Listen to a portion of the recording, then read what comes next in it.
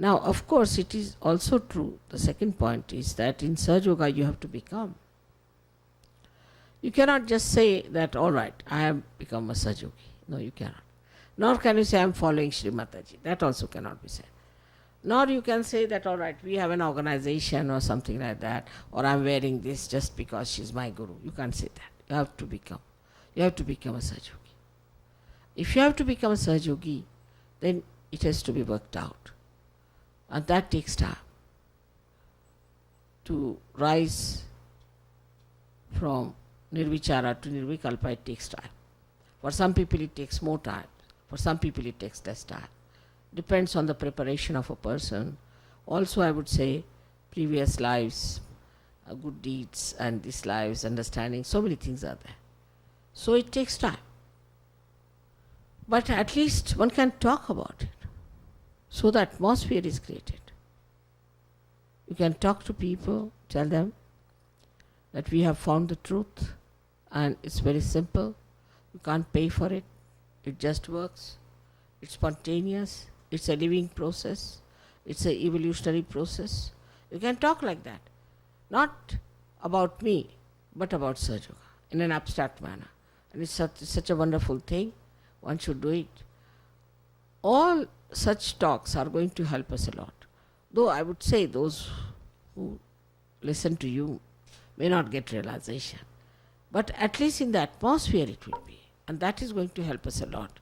If it is in the atmosphere, people know that there's something like this coming up. For you people, of course, you have to work hard. And you have to become Sahaja Yogis. Becoming is a little bit a difficult task sometimes, because there's this great Mr. Ego, or maybe certain conditionings, you see, that people can't give up. And that they find it difficult to get out. But if you know how to raise your Kundalini, she will manage it. She knows how to do it, and she will give you that status. But first and foremost thing is to meditate and to raise your Kundalini. Meditation is the only way you can grow. There's no other way out. Because when you meditate, you are in silence. You are in thoughtless awareness. Then the growth of awareness takes place. Then it opens out. But if you are thinking, supposing there's a lake and the lake is completely in a turmoil, nothing can grow. But supposing it is silent, then lotuses can grow, anything can grow in it. In the same way, if your mind is agitated and your growth is not yet fully expressing itself, then it's such a vicious circle that you are agitated and your growth is hindered. Again you are agitated, your growth is hindered. So the best way is to take to meditation. When you take to meditation, this turmoil will settle down. And when it will settle down, your growth will take place. After meditation, you will feel definitely that you have come out very well, you have grown very well. But for that, one has to be very honest. You cannot force people to be honest. That's one thing you can't do. You have to be honest to yourself. You are not to be hypocrite. You have to see for yourself that whatever you are doing is for your benevolence, is for your good, and that you have to do it because it is good for you to begin with. And then for the good of the humanity. You are doing for the good of the humanity. Now, some people who come for the first time will have lots of doubts because of ego. They have lots of doubts because of ego. How can that be? How can this be? All kinds of things they ask. Now, you have to say that first of all, you develop your insight. You develop your enlightenment. Your light is not sufficient. In the light only there are no doubts. Supposing in darkness you think that this table has no cover. It's all right. You can think whatever you like. But when there is light, you see for yourself there is a beautiful cover on top of this table. In the same way, it happens to us that we have to achieve a state. And once we achieve that state, then there's no question, there's no doubt, there's nothing, and you become so empowered. It is such a simultaneous thing. It works as soon as you achieve something, it works. When it works, then you are convinced. I'd say it's a very beautiful new chain starts within yourself, and then you really starts enjoying your joy of yourself. Now, it is for your gain you have come to Sahaja Yoga, not for anybody else's gain. First of all, your gain. And once you gain something, then you can only help others to do something about it. So, it is important to understand the first rule of Sahaja Yoga is that you look at yourself. How are you? Are you really progressing? Or you are worried about other things like your business, this, that. Or you are worried about your ascent. What are you worried about? Are you worried about your ascent? If you are worried about your ascent, what are you doing about it? That has to be the main object of life. The rest of the things follow it. Once you ascend, the whole cosmos can look after your problems. But you must ascend into the kingdom of God. That's the main point is. So, first of all, you have to ascertain about yourself. Am I ascending? Am I transforming? Am I giving up all my bad habits? Am I getting rid of my temper? Am I getting peaceful? Am I now sweet? Or am I now still the same horrible criticizer of others? Just put your attention to yourself and see for yourself. It's like a mirror. You start seeing yourself in the mirror, what's wrong with you. And then you try to correct it. Now, second point is that you must see your vibrations, what centers you are catching, yourself. For that you have to give yourself a bandhan. You give yourself a bandhan and see for yourself what's wrong with you. When you give yourself a bandhan, you will know about your chakras. And you'll be amazed. So that is how first pay attention to yourself. You find out what's wrong with you. Some of you might be having terrible ego. Then maybe you might be having a very bad Agya Chakra. Then you should find out, have you got Agya Chakra? This is ego. Then there's a very good remedy in Sahaja Yoga, which may look ridiculous, but it's very good remedy, is to beat yourself with shoes, as they know is the beating with the shoes. It's called as a shoe treatment. Now, then you have to go further. See, you find yourself that your right side is hot. What you do is to put your right side towards the photograph and left side up towards the ether. The ether takes away the heat. But what actually happens is that your right side gets the vibration and the heat is pushed towards your left and passes out into the ether. Now this heat comes from too much futuristic living. Those people who are too much futuristic, they have too much heat. And too much heat has to go away. And when this heat starts going away, then you are amazed how it works. For that there are various things we have to use, but mainly for right-sided people, they should not use any light at all. They should not sit in the sun. They should sit in the moonlight. They should read some poetry. They should not tie up watches. They should not look at time. They should allow the time to pass, and they should just become very sort of emotional people. They should sing songs of bhakti. They should not do Hatha Yoga. There's so many things they should not do if they are right-sided. You'll be surprised how people have been helped through this kind of a treatment which treats one side of your being.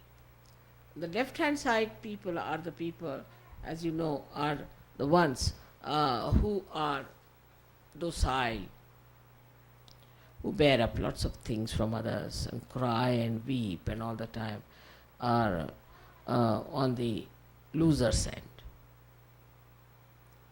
Such people have problems also because all their organs are lethargic and they have problems of a lethargic heart, lethargic liver, lethargic intestines. Everything becomes very lethargic.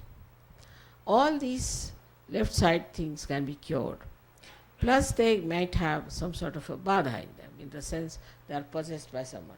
Of course, some of them are possessed by right side also. Not that only the left side is possessed, but from the right side also they are possessed. And left-sided possessions are of a peculiar type because they give you pain in the body. You get pains in the body. Right-sided person doesn't get any pain himself. He gives pain to others. He's very sarcastic, he's very aggressive. He troubles others. But the left-sided people have pains themselves. They get pain here and a pain there and pain here. So left side is to be cleared, as you know very well, through the light. Light is put before the photograph, left hand towards the photograph, right hand on the Mother Earth. So the left hand gets the light, and the light passes through, and the negativity of the left side passes through the right hand, and the right hand is on the Mother Earth. The Mother Earth is the one who sucks in all these negative forces of the left hand side. So these are the two sides which we clear. But once you have cleared these two sides, then you can use the photograph. Sit with your both the hands towards the photograph and put both the feet in the water, a little bit of salt in it, and about 5-10 minutes you must allow vibrations to clear you out. Then wipe your feet, put the water properly into some disposal, and then sit down for meditation. If you can do that every day, even 10 minutes is more than sufficient. You don't have to do anything in an extreme manner. In the morning time, you have to give yourself a bandhan when you are going out. Don't go out without giving a bandhan. And attention should be all the time inside, in the sense that you're walking on the road, people have habit of seeing this, seeing that, seeing like that. The attention gets frittered away. What you should do is to see about 3 feet or 4 feet at the most from the ground, and not above, because you can see all the beautiful children, flowers, everything. There's nothing very beautiful about that. So better is to see only up 3-4 feet. If possible, to fix your attention, so the attention becomes concentrated and you feel very relaxed and relieved of too much of wobbling of your eyes. Eyes are very important. Very important, and as you will notice, because you are all realized souls, that your eyes now have got a glint, a kind of a light in the eye. And that light shows that you are realized souls. So best thing is that you should try to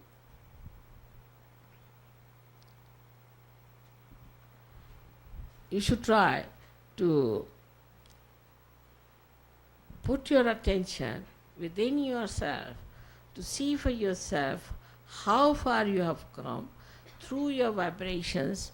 Know yourself, what is required in you. First and foremost thing, the light has to be clean. Then see how far you can reach your light, how far you can increase your dimension, how far you can go with others. I hope this small little explanation about your meditation and your method of rising and ascending will help you to grow further. But I don't mind if you have any questions, I would like to answer them. May God bless you. May God bless you. May God bless you. Mataji, it's through meditation and through using the fire, and we try to bring thoughtless awareness, and we try to control our thinking. But many times what happens to me is, even though I meditate and thoughts come into my head, they just come all of a sudden, and I know they're not part of me. Is there a method to control these thoughts, even though we do meditate? See, you must raise your Kundalini. Try to raise it. Put your attention to your Sahasrara. Say, Mother, come in my head. As soon as Kundalini crosses the Agya, you cannot have those thoughts. You should allow this simple method also, that if you see any thought coming in, you should say, I forgive. I forgive is a very big mantra. Say that, thought will stop. This week we were talking about a similar experience that we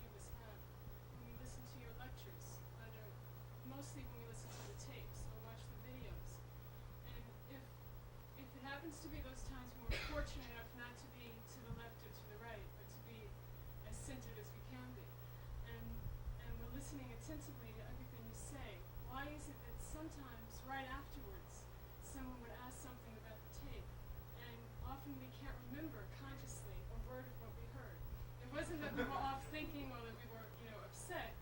We were listening attentively, but then afterwards, it's not a conscious thing that we can recall or speak about. We were talking about that this week. It seems What to happen happens? often. What happens?